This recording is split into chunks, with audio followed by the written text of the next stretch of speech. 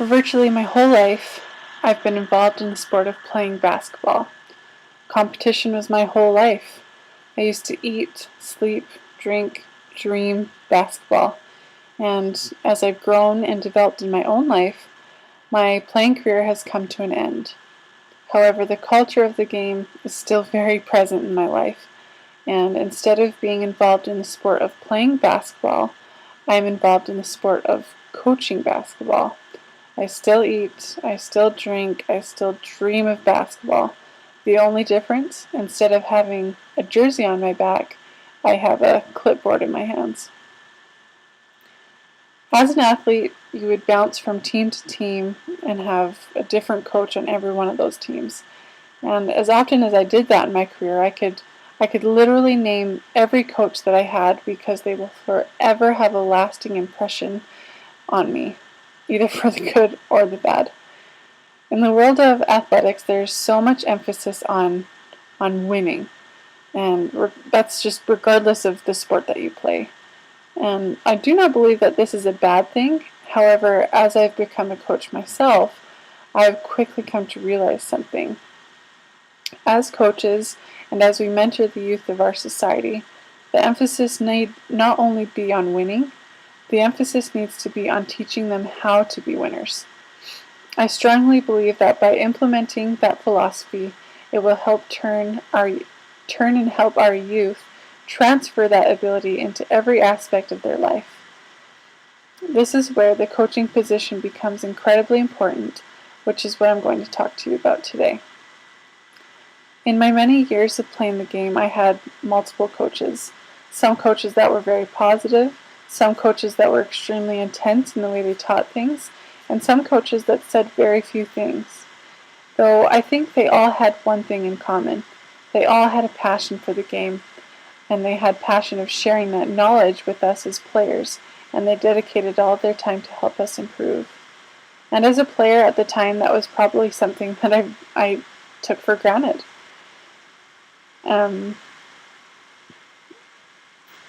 And it was something that I didn't realize would later shape my life. And it's true that, some coaches are more positive and optimistic than others. But I truly believe that a majority of the coaches understand the importance of positivity. We oftentimes think of positive thinking as something that's soft or something that lacks competition and something that won't build any character. However, I find that to be completely untrue. The research on the effect of positivity has been quite extensive, and the results that they have found on how it affects our skills all the way to our very own health is quite outstanding. For example, researchers have said that positive emotions provide an enhanced ability to build skills and develop resources for use later in life. It doesn't just assist us in the here and now, it helps with what we do throughout our lives. When we aren't having a good game and our shots aren't going in, it is a lot easier to get down on yourself than it is to stay positive. I can clearly remember games where my coaches would be yelling at me, "Keep shooting her, that was a great shot." And it was incredibly helpful to know that the person that has such great impact on you was willing to stand behind you and to believe in you. So when you go to take your next shot, you're not just taking the shot just to take the shot. You're taking it because you believe that you can make it. And people often say that for every one negative comment someone may give you, there needs to be 7 positive remarks in order for us to change our mindset. It is human nature that puts more emphasis on the negative comment than the positive. For whatever reason, it is always easier for us to see our faults than it is to see what we are good at. Whether playing the game of basketball or not, we are always learning and we will continually make mistakes. Positivity is absolutely necessary if we want to go through life keeping our chins high. Now, among the positive attitudes that are so essential to our development, we can all agree that there must be structure and there must be some accountability. As I mentioned earlier, we are all learning and we will all surely make mistakes. A coach, a teacher, a boss, a mentor, their sole purpose is to show us and guide us in the right direction. Constructive criticism is a very funny thing because very few people take it as constructive. It almost goes along with the negative comment versus positive comments concept. We are more likely to feel that we are being criticized for the things that we're doing wrong. However, I had one coach completely change my mindset on that topic. He would say to me, it is a good thing when your coach is telling you what to do and they're constantly giving you feedback and constantly giving you ways that you can improve. If they stop talking to you, that's when you worry. It's essentially saying that if someone is constantly giving you instructions or tips, it's because they see your potential and they want to see you get better. If they stop, it essentially means that they've given up, which is exponentially more discouraging than receiving a little bit of criticism.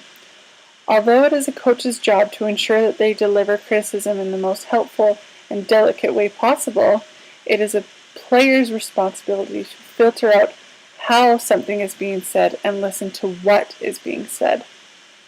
As Aristotle said, criticism is something that you can avoid by saying nothing, doing nothing, and being nothing. We play sports, we go to school, we enter competitions because we want to be great. Something that comes along with having that desire and wanting to make an impact is having individuals in our life that will be critical of the decisions that we make.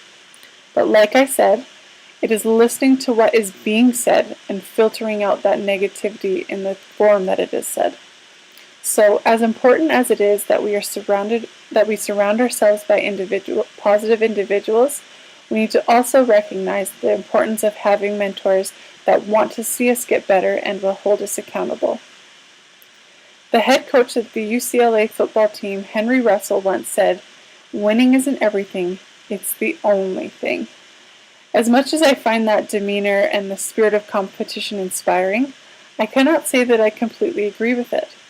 As important as it is that we have the will to win, we must understand that there is a road to greatness. Being a winner doesn't just happen simply because we want to be a winner. In a society that is so based on results, we oftentimes undervalue the act of trying. As the great Michael Jordan once said, "I've missed more than 9,000 shots in my career.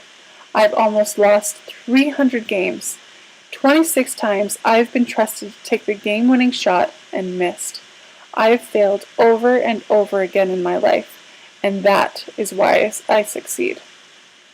Michael Jordan is the greatest player to ever play the game of basketball for many reasons, but the attitude portrayed in that statement is one of the biggest reasons why. The road to greatness is not one easily traveled. We must fail and fail again in order to learn and truly understand things.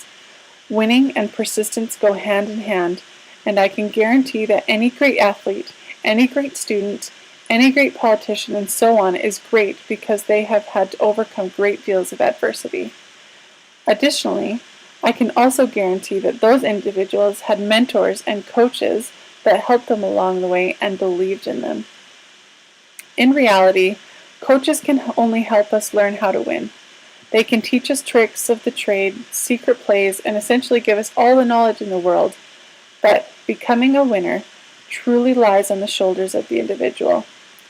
Dennis Waitley, a famous American writer, once said, "Success is almost totally dependent upon drive and persistence. The extra energy required to make another effort or try another approach is the secret of winning." I don't think this statement could have been worded any more perfectly. We must be willing to work through our failures and see the positives of what we have learned from our failures. The only thing I would add is that we must seek our mentors and coaches that will assist us in keeping our heads high as we go through the process. I speak from my very own experience, and I truly understand that the value of the coaching role is so important and that it will play a very important role throughout our lives.